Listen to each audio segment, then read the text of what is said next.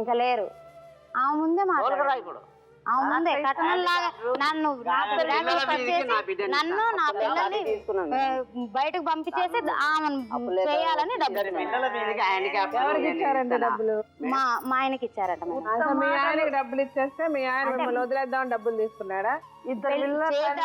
నువ్వు తెలివి తక్కువగా, నువ్వు నీకు చాలా తెలివిగా ఉందని వాళ్ళకి ఇవ్వాలి డబ్బులు మా దగ్గర ఉన్నాయి చెప్పండి. అంతేగాని వాళ్ళ కూతురునిచ్చి చేయాలన్నారు, నన్ను పంపించేస్తారు. ఎన్ని ఎందుకమ్మా ఉన్న కొద్దో గొప్ప మర్యాద పోగొట్టుకోకండి దయచేసి.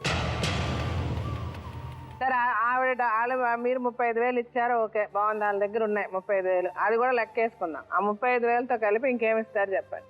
20,000 ఇస్తాం మేడం.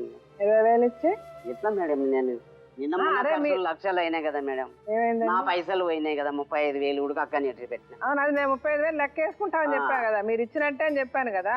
30,000తో 35,000తో కలుపుకొని ఏం చేద్దాం, ఏమి ఇస్తారో చెప్పండి అనే కదా చెప్పాను నేను. అదే నేను వదిలేయమని చెప్పలేదా మిమ్మల్ని? అవి వదిలేసినానే 20,000 ఇస్తా అంటున్నా మేడం. మీరు 20,000 ఇస్తారు, బాగానే ఉంది. మరి మీకున్న ఆస్తి ఏంటి? అతనికి ఏంటి ఆస్తి ఇస్తారు? ఏం లేదు మేడం, నువ్వు లక్షలు పోదు 1000 పోదు. అది గైరాన్, అది పట్టగాంది. పట్ట ఎవరి పేరో పట్టనే లేదు. 2 ఎకరాలే మంచిగా 2 ఎకరాలే వచ్చింది మాకు. అన్నదమ్ములు అదే నేను నలుగురు మీరు 4, 5, 10 కొంచెం మీరు 10 మంది అయినా మీకని ఒక వాటా వస్తుంది కదా. రూపాయో పావలానో 10 పైసలు వస్తుంది కదా. ఆ 10 పైసలు 5 పైసలు అమ్మాయికి ఇవ్వాలి.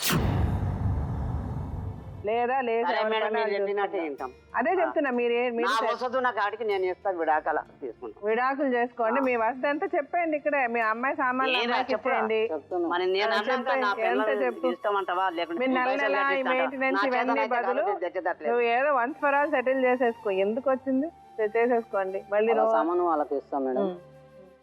20,000 ఇస్తాను. 20,000 ఇస్తారు. ఆల్రెడీ 35,000 ఇచ్చారు. 35, 25 మొత్తం 60,000 అంటావు. సరిపోద్దా? ఏం లేదు మేడం. మీరు ఆ పని చేద్దాం, నేను జెన్యున్ గా చెప్తున్నా. మీరు మీ వాటాకి ఏ ఆస్తి వచ్చినా 50% అమ్మాయికి రాసివ్వాలి.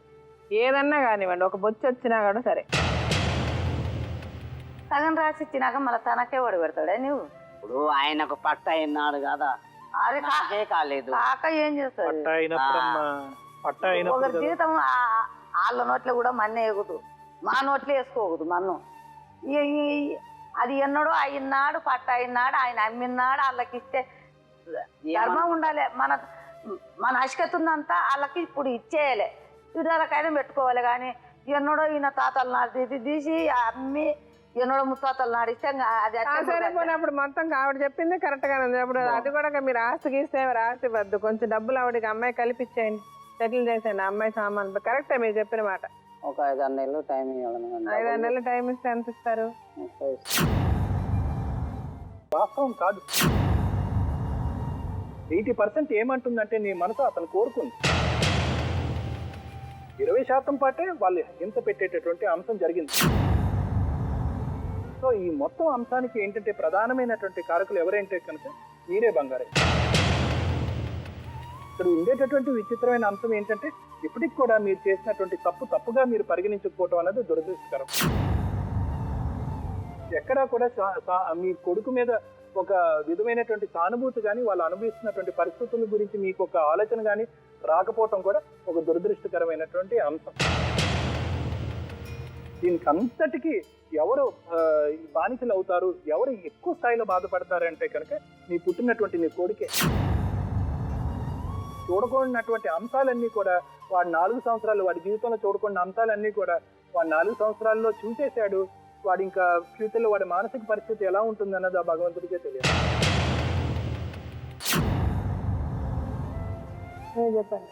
ఇప్పుడు వీళ్ళ పరిస్థితి చూసినట్లయితే మేడం, ఈయనకి జీవితం మీద ఆశ కానీ, ఒక జీవితపు విలువలు కానీ, ఒక చట్టాల మీద అవగాహన కానీ ఏమీ లేనట్లుగానే కనపడుతుంది. ఎందుకంటే వ్యక్తి ఎదిగాడు, ఆయన మేజర్ అయిపోయాడు, పెళ్ళి అయిపోయింది, అంతా అయిపోయిన తర్వాత ఒక మైనర్ బాలికను తీసుకొచ్చి, అంటే ఆమెకి ఇప్పుడిప్పుడే 18 ఏళ్ళు వచ్చాయి, అంటే వీళ్ళు వెళ్ళిపోయి ఎప్పుడో వెళ్ళారు కాబట్టి.